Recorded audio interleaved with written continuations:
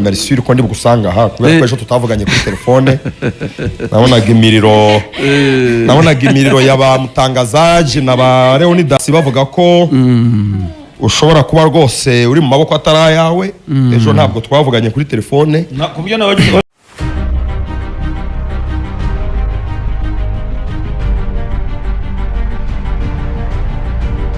Merci uko ndi bugusanga aha kubera ko ejo tutavuganye kuri telefone nabonaga imiriro y'abamutangazaje n'aba Leonidas bavuga ko ushobora kuba rwose uri mu maboko atari yawe ejo ntabwo twavuganye kuri telefone kubyo nabagize ari ku cyumweru rero mpuze cyane kuko nkuzi ntabwo nagomba kugira ubwoba ariko amugana n'igitonyanga gishobora kugwa kuri sima buri kanya bikarangira kimennye so ntabwo rero nanone wabiruringa uti y'abantu nyine bakwikoreye cyane biba biri like ko mana gutura hasi imana itakurinze ariko niyo mpamvu nyine umunyarwanda yise umwana we ngo Sibomana Sibomana izina ririmo ibisobanuro byinshi cyane. Kazungu niwe muntu ngubu rwose uri innocent umwere utagira ikintu na kimwe avugwaho. Lorenzo akaba yagarutse ku bintu bidasanzwe yabonye muri studio ndetse n'ibintu bidasanzwe yabonye muri studio ya SKFM. Reka twumve byinshi yagarutseho. Ni generation 2025 izi mikoro zisanga hake tekereza ko n'abatwumva amajwi hari baryohewe arimo gusohoka neza kubera ko nkunda kuvugira kuri radio nkunda ijwi risohoka neza buriya nakaga kuba wizeye kuzi kuvuga neza ariko amajwi yagera mu byuma bya kera bimaze imyaka na Nyagateke byuma byo kubwa abakoroni ijwi rigasohoka ryabaye ribi uko utarisohoye nakaga biragatsindwa n'Imana ijwi wari ryiza inyororotse yego ifite base iyo rikari yiteretse ahavuga ati ikaze Senior Sam Karenzi umva ko risohoka neza cyane ati ikaze Senior Kazungu Clever. Mbese watekerezaga ko mikoro nk'izi ziraho wari uri gusa nta mupurive naho zihamaze igihe gito zihageze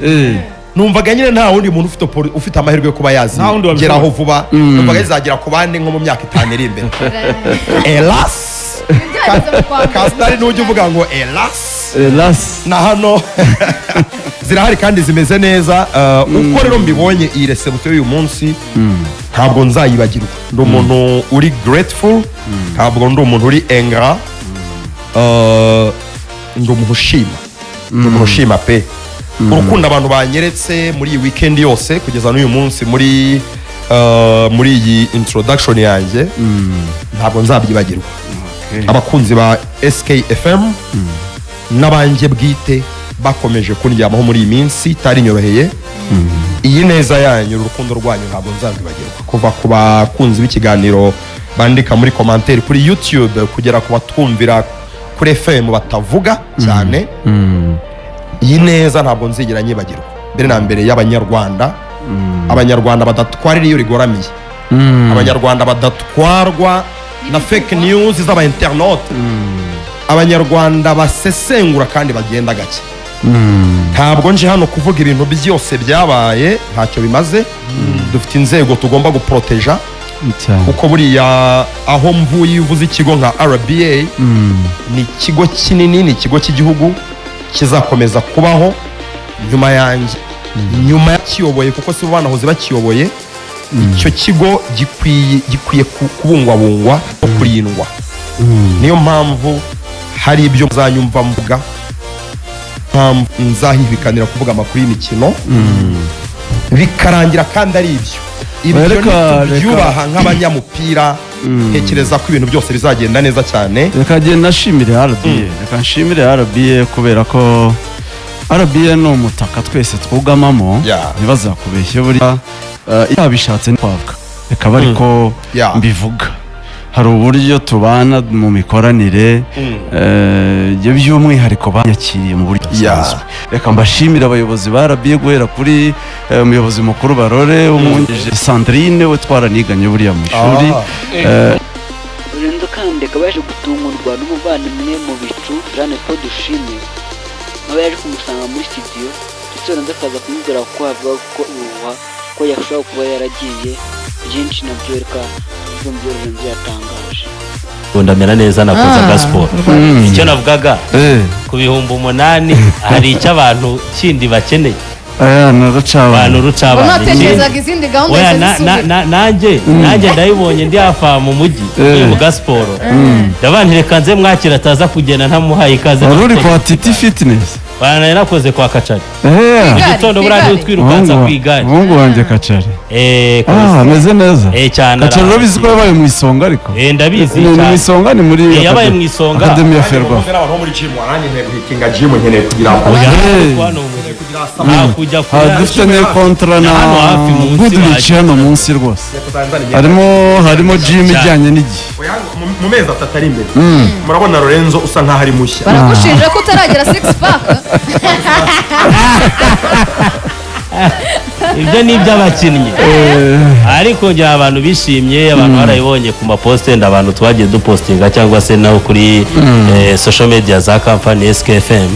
93.9 ubwo n'abantu barakomeza kugenda badukurikira barishimye cyari gitegerejwe no kumubona ngira ngo umuntu hari ukuntu umuntu abigarukaho ku butumwa yenda kuri social media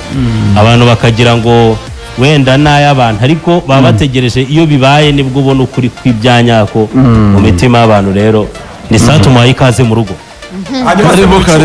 za ndani zivuga ko wasezeye urazivugaho iki Lorenzo ntabwo wamucika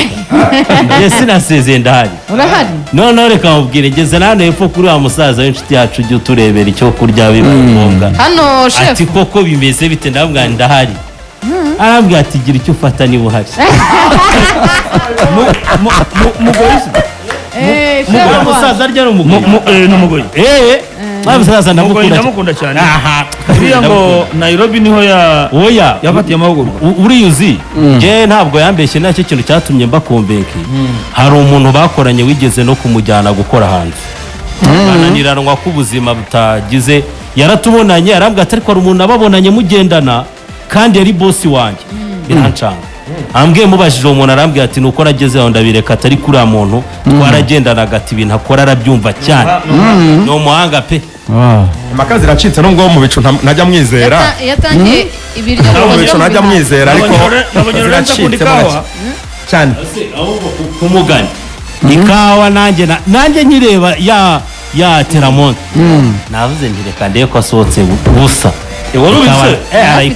mugomba kundagira ahantu bagomba kuzajya bansavinga ikawa hano hafi kuri iyi nyubako njye nikundira espresso cyangwa americano itagira isukari itagira ubuki hari umusore witwa Pasi uyikorera arahari inkanguramubiri espresso yo ni ibindi nakozeho ndashya kabisa iriya niyo yanjye ubundi iriya niyo y'abagabo